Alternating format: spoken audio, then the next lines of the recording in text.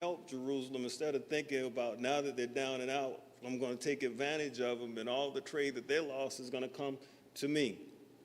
You know, what, in this case, you think about if the Lord has blessed us to be a blessing and we see those that are down and out, do we trot over them or do we try to help them out? Or do we become arrogant and elitist and think that that's not my problem? You know. Question number 4, what role does humility play in preventing the downfall experienced by Tyre?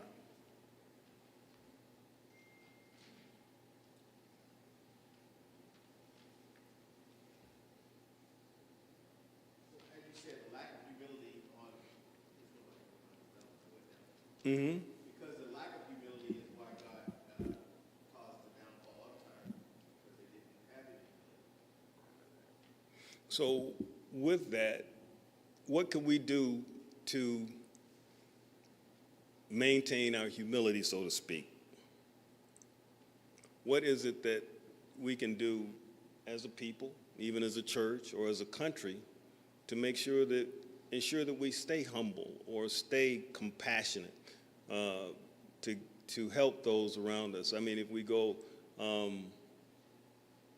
with Jesus' Sermon on the Mount, Show kindness, love, compassion, show that to our enemies, our friends, our neighbors, and strangers.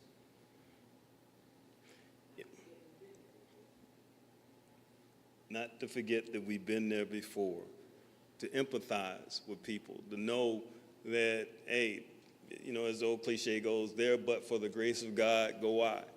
You know, it could have been us at any time. Oh, and you think about it, let's throw Jesus in the equation.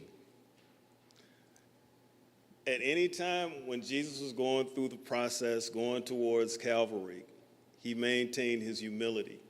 At any time, as he said, I can call a legion of angels to come down here and tear some stuff up, but he decided not to for us.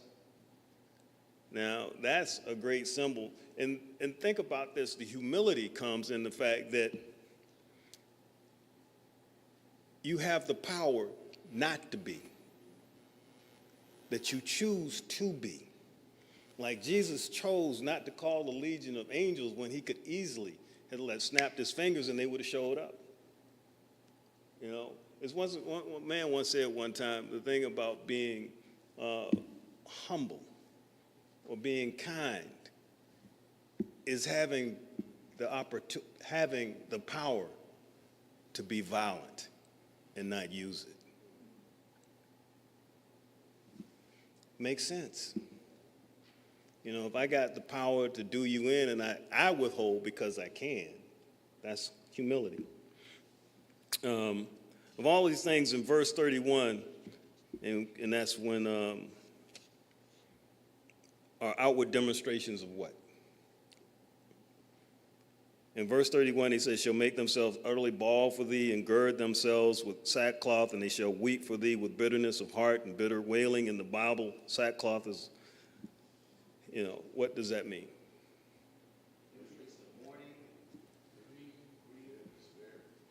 Yep. It's sackcloth is a coarse, uncomfortable, itchy garment. And, you know, remember now, Job clothed himself in sackcloth and ashes, scraped his sores off and everything else because he was in mourning. And, you know, in this one, they're talking about the bitterness and everything that they knew if Tyre was gone, they were going to be lacking. That was a central hub. Now, let us move on to chapter 28. In chapter 28, the lamentation is a portrait of Satan, or king of Tyre, and it breaks down into 3 parts. The lamentation